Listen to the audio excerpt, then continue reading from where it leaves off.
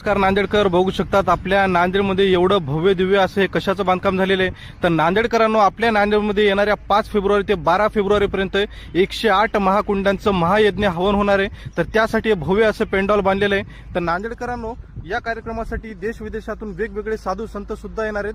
पुढे सुद्धा तुम्ही बघू शकतात, इथे तुम्हाला शिवपुराण कथा सुद्धा ऐकायला भेटणार आहे आणि त्याच नंतर इथे जेवणाची सुद्धा सुविधा आहे.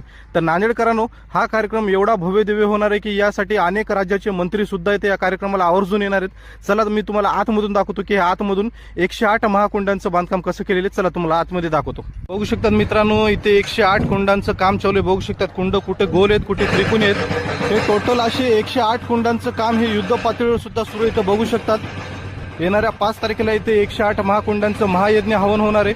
तर त्यासाठी वेगवेगळ्या देशातून साधू संत येणार आहेत. तसेच आपल्या देशाचे पंतप्रधान नरेंद्र मोदी हे सुद्धा या कार्यक्रमासाठी आवर्जून येणार आहेत असं आम्ही ऐकलेलं आहे.